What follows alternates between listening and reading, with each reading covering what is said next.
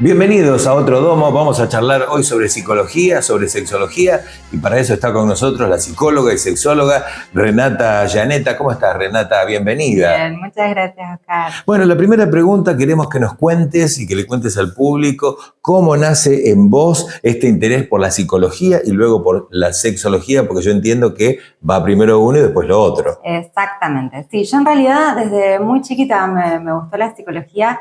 Yo por primera vez fui un psicólogo a los 8 años. O sea, yo era una manera súper tímida, muy introvertida, nada que ver a lo que sé ahora. Y en algún momento, bueno, empecé con esto, 8 años, ir al psicólogo me gustó. Y en mi casa era como una temática bastante habitual. Mis viejos tenían libros de psicología. Yo los primeros libros de Freud que leí los tenía en la biblioteca en mi casa. ¿Pero ellos tenían algo que ver con la psicología? Nada. Les gustaba. Mi mamá había estudiado docencia, que nunca ejerció, docencia con chicos con discapacidad. Y tenían, se ve que un interés ellos. Claro. O sea, algo ahí yo fui pescando.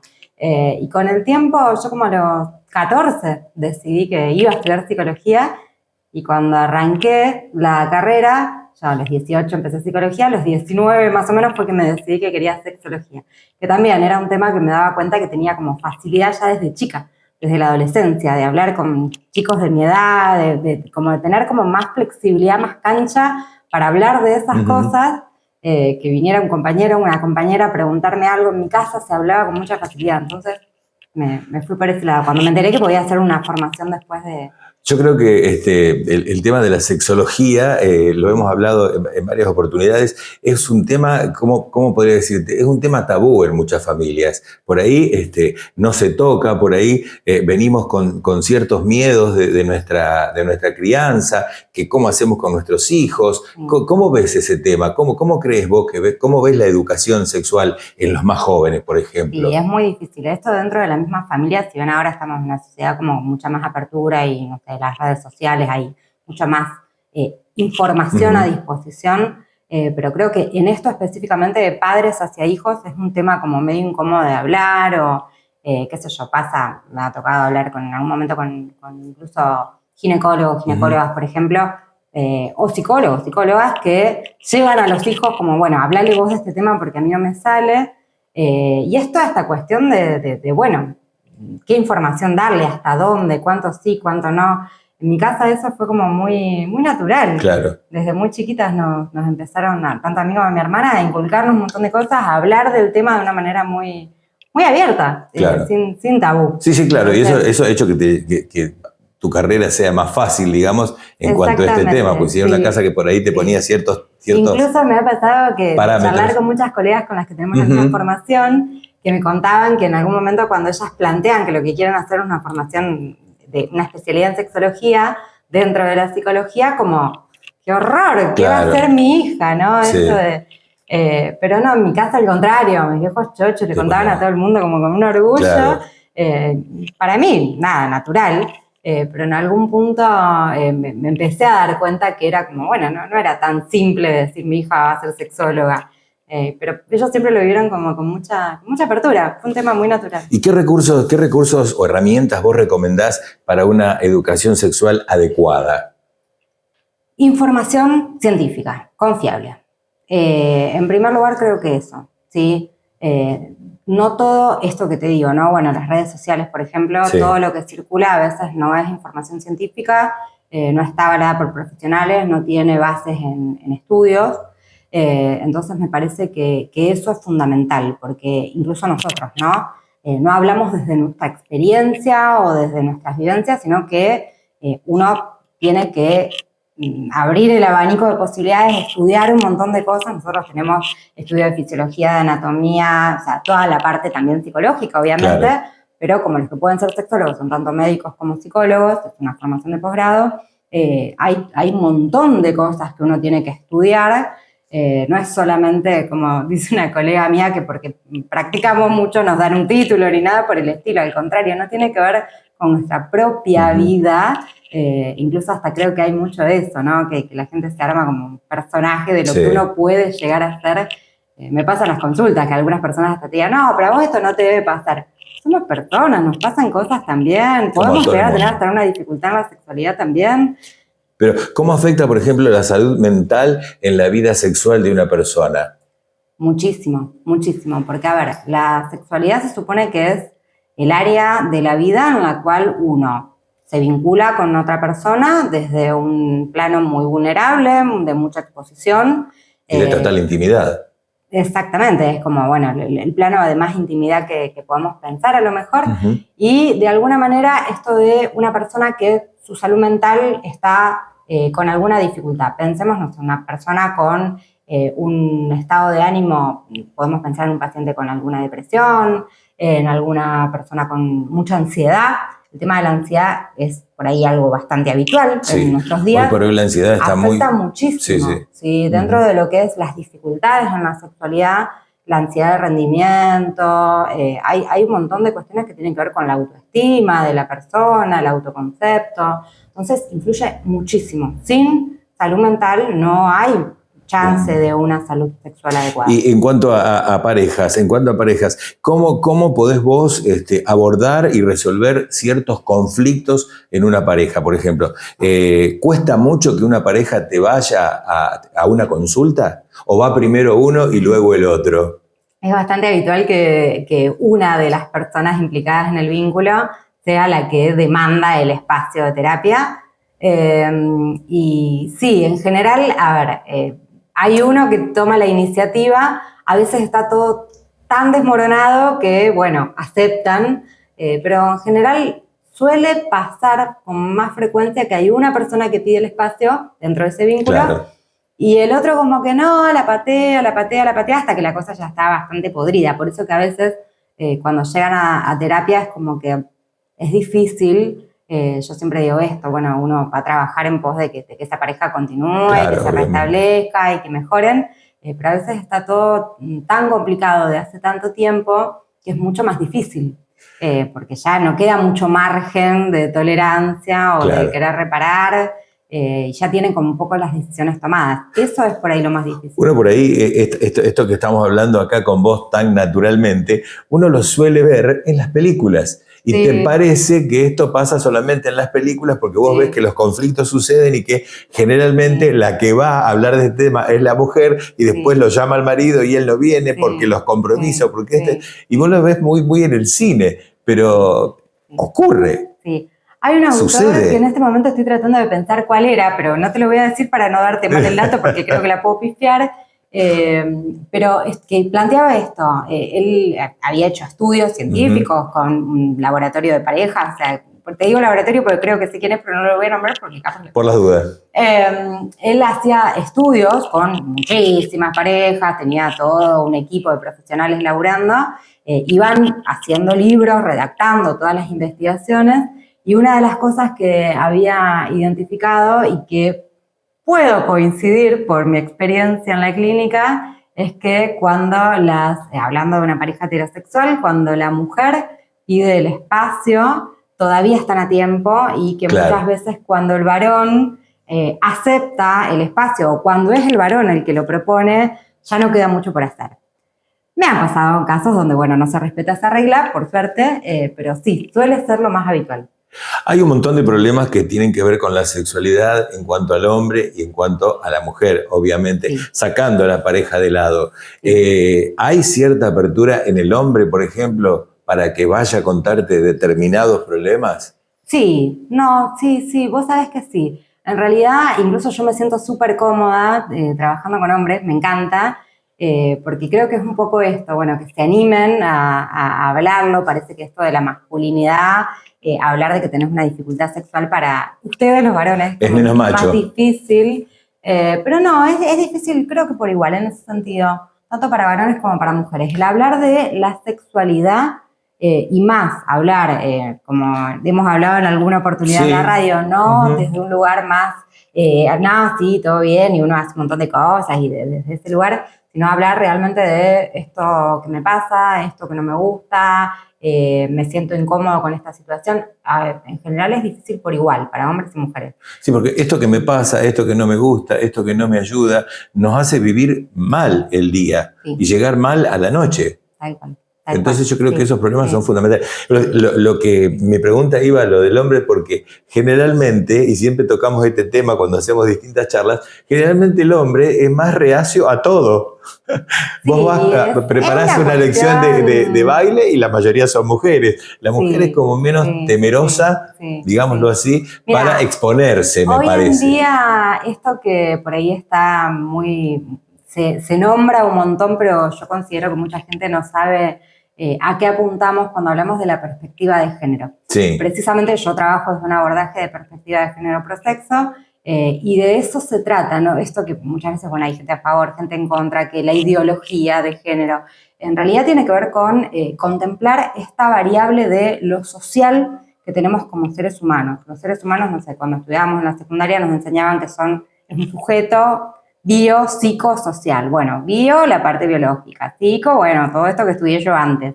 La parte social, esto de entender que cómo fuimos criados, en qué contexto, con qué normas, esta diferencia que no es que porque vos tenés el gen de ser varón, sos XY, te comportás de tal manera, sino que es parte de la crianza. Claro. Esto que desde la perspectiva de género hablamos de los malestares de género que competen a varones o a mujeres según cómo hemos sido formados, precisamente conforme a ese estereotipo de ser varón o de ser mujer. Entonces sí, hay cosas que son como muy clásicas, muy tradicionales de verlas como varones o como mujeres, pero tienen mucho que ver con los estereotipos, con esos mandatos de género que reproducimos. O sea, me gusta mucho charlar con vos porque es entendible lo que vos decís, porque uno lo lleva al plano personal, digamos, y venimos de distintas épocas. Y a mí, por ejemplo, me han criado de una forma y yo veo que, por ejemplo, en mi casa, mi familia, mis hijos se han criado de otra y hay ciertos temas que nosotros, ellos fundamentalmente, lo tratan muy abiertamente y a mí me cuesta mucho más. Sí. Sí, porque mi crianza tal vez fue distinta. ¿Qué te parece? Exactamente. También está la cuestión generacional, ¿sí? Esto de que, bueno, con el paso de los años se van cambiando algunas cuestiones, tanto a nivel social como esto. Bueno, lo que uno va, cómo vamos criando los hijos. Pero yo creo que al día de hoy, porque, a ver, lo sigo viendo, yo tengo un hijo que cumple 7 años en 2 meses, y que todavía, chicos chiquitos, se reproducen muchos estereotipos de género. Esto de que los criamos, no sé, a ver, al varón, él en algún momento me planteaba, no sé, que para hacerle un regalo de cumpleaños a una compañerita, bueno, che, que le regalamos a fulana que cumple los años, algo bonito, mamá, porque a las chicas les gustan las cosas bonitas. ¿Y qué le gustan a los varones? Las cosas rudas. Y, a ver, claramente yo a mi hijo no lo crío con esos discursos, pero bueno, lo que salen, que sea libre. Existen y los reproducen. Claro. Pero digo, bueno, ¿por qué a los varones no les pueden gustar cosas bonitas o a las chicas cosas rudas, no? Bueno, pero esto es ahora, antes no era así. Sí, no, antes como que no lo podíamos pensar. Vos eras varón y era la pelota sí o sí y la nena con la muñeca, no era que vos podías elegir, era totalmente distinto. Sí. Ahora, volviendo un poquito para atrás, hablábamos de los parámetros y demás, vos decís las consultas, yo hablo de las consultas que vos haces en tu consultorio y de tu apertura y de la forma que vos llevas las cosas. Yo creo que lo peor que podemos hacer nosotros, los grandes y los más jóvenes, es no consultar y no hablarlo, porque hoy por hoy muchos agarramos el teléfono, buscamos en Google y nos informamos. Y generalmente lo que ahí nos dice no es lo que nosotros estamos necesitando. Sí. En realidad, una de las cuestiones que vos me preguntabas antes, bueno, ¿qué se necesita para una buena educación sexual que los adultos no hemos tenido y que por ahí necesitamos también? Aparte de esa información que tal cual coincido hoy en día, ni que hablar con las inteligencias artificiales, ya ni ni hablar. Le preguntás al bot ahí a ver qué te dice. En realidad, se trata muy de pensarlo en un caso por caso, porque más allá de la información, ¿sí? Esto de, vuelvo, como seres humanos somos una cuestión biológica, perfecto, hay una cuestión psicológica que depende mucho de cómo hemos sido criados, esto, bueno, aparte de lo social, ¿no? Esto de nuestras historias, esto de qué hemos aprendido, hay tantas variables en juego que no es que porque, bueno, Google te va a decir A o B, vos vas a seguir ese guión y eso va a salir según tu expectativa con el resultado que vos buscás. Tiene mucho que ver incluso con, por ejemplo, las consultas de sexualidad o con las parejas mismas. Claro. Yo siempre les digo esto de encontrar qué se ajusta a sus necesidades, a sus deseos. No hay una receta así para que todo salga Yo lo que voy es que por ahí buscamos lo que queremos leer, pero para mí lo importante en estos casos es hablarlo con alguien, con una persona que esté enfrente, que nos interprete y que que haya estudiado y que pueda decir, bueno, esto, lo otro, porque por ahí lo que nosotros estamos leyendo no tiene nada que ver con lo que nos está pasando. Exacto, y reflejarlo de alguna manera. Claro. Esto que, no sé, hay gente que por ahí te dice, che, me pasó tal cosa, ¿qué significa? Claro. Bueno, a ver, en tu contexto, en tu historia, con tus vivencias, vamos a hablarlo. Pueden significar un montón de cosas. Ya que estamos en este tema, ¿cuáles son las preguntas más frecuentes que vos recibís o que te hacen tus pacientes? ¿Hay alguna pregunta que vos decís, esto es lo que me viene a motivos de consulta? Exacto, digamos. A motivos de consulta. A ver, dentro de los motivos de consulta, los que tienen que ver con cuestiones en los espacios de terapia de pareja, mucho de esto de, bueno, las dificultades en la comunicación, parejas que por ahí no están encontrando la manera de llevarse bien o de abordar ciertos temas que viven en permanente conflicto con muchas discusiones, o bueno, este otro extremo de los que ya ni discuten, claro. Porque ya está todo tan mal que ya ni se hablan, ni se miran, están súper desconectados. Pero por otro lado tenemos en lo que es las cuestiones más de sexualidad, ¿sí? Estas consultas por ahí por dificultades del deseo, un montón, tanto en varones como en mujeres. A ver, qué sé yo, dificultades en la eyaculación, dificultades en la erección, hay un poco de todo. Las dificultades del deseo yo creo que lo podríamos enganchar con lo que hablábamos hoy temprano. ¿Con qué? Con la parte de la salud mental. De la salud mental. En exactamente. La parte del deseo tiene mucho que ver. Del estado de ánimo, de cómo estamos. Exactamente, con esta dificultad muchas veces, con el estilo de vida que llevamos, exacto. Con las vidas aceleradas, bueno, con las dificultades en las relaciones, ¿no? Que vamos a decir en un vínculo donde no estamos bien. Claro. Pero muchas veces también hay algo que tiene que ver con cómo pensamos esto de el desempeño en la sexualidad. ¿Sí? Que la sexualidad por ahí se vuelve como un cumplir con nuestra pareja o como un, bueno, deberíamos tener tantas veces relaciones sexuales por semana, por mes, por día, por... Sí. Y por ahí no con esto de, bueno, el erotismo, la conexión, el placer, el darnos tiempo para disfrutar. No me doy tiempo para saborear la comida, no me puedo dar tiempo para disfrutar, es más que entendible. Sí, tomarlo como algo maravilloso, no como algo obligatorio. Es bueno, pero hoy en día lo que sí se ve mucho es esto. Ante las dificultades del deseo, no puedo estar reproduciendo esto que se supone que tengo que hacer, entonces algo está mal. Bueno, pero en realidad por ahí tenemos que adaptar un montón de cuestiones de la vida, porque una persona que no puede desear en otros planos, no puede disfrutar, no puede darse momentos para el ocio, porque vivimos haciendo lo que hay que hacer, deberes, obligaciones. Sí. Claro, ¿qué podemos esperar? A lo mejor que haya un espacio para desear la sexualidad, para conectar. Ya, me gustaría que nos compartas, que nos digas, que no sé si un consejo o algo como para ir cerrando que tenga que ver con las relaciones, ya sea mentales, sexuales, como para que el ser humano, la persona que nos está viendo, pueda vivir mejor y con más tranquilidad. Desde tu lugar, a ver, ¿qué me dirías? Bien. A ver, yo creo que un poco, incluso viniendo como en consecuencia con todo lo que venimos hablando, creo que es fundamental que las personas puedan tomarse momentos y darse espacios. Esto es fundamental, obviamente, pedir ayuda, pero para entender que cuando algo no me está saliendo como quiero, cuando no estoy cómodo con alguna situación, sea con mi trabajo, sea con mi pareja, sea con mis hijos, que puedan escucharse eso que pasa ahí. Sí, hay gente que llega por ahí a puntos, tanto en la sexualidad como en los vínculos, como en su salud mental, a extremos por ahí que se podrían haber previsto antes o frenar un poco más a tiempo, precisamente porque, bueno, nos exigimos que tenemos que seguir y hay que cumplir y parece que no podemos parar. Exacto. Sí, entonces creo que en cualquier plano que uno empiece a sentir una disconformidad o un malestar, es importante prestarle atención a eso. Esto de cuidarnos un poco a nosotros mismos.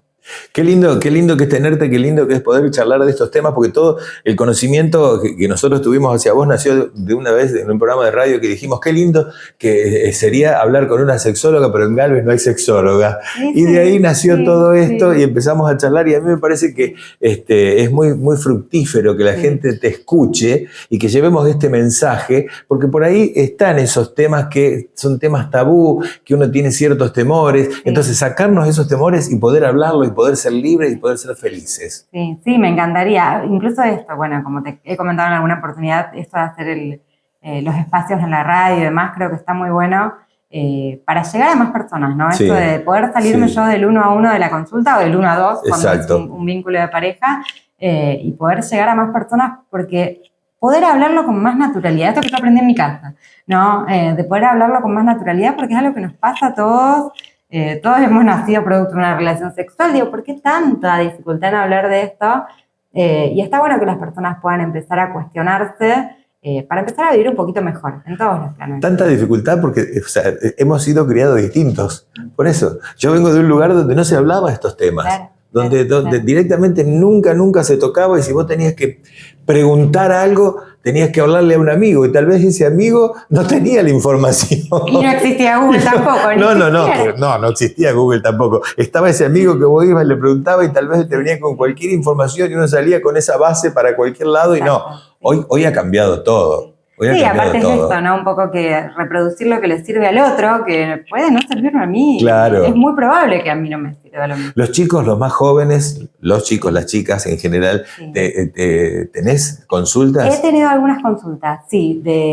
Porque ahora estamos hablando de la pareja, de las personas más grandes. Yo trabajo principalmente con adultos, no trabajo con niños ni con adolescentes, y considero que en Galvez hay colegas divinas que trabajan muy bien con esas franjas etarias, pero sí he tenido algunas consultas específicas por cuestiones de la sexualidad con adolescentes, y también está bueno porque es un poco, o de familias, por cómo trabajar con alguna cuestión en su casa, con sus hijos adolescentes, y la verdad que sí está bueno incidir también incluso esto, que desde chicos se les pueda empezar a plantear otra cuestión y desde otro lugar el tema de la sexualidad. Sí. ¿Cómo ves vos la educación sexual en la escuela?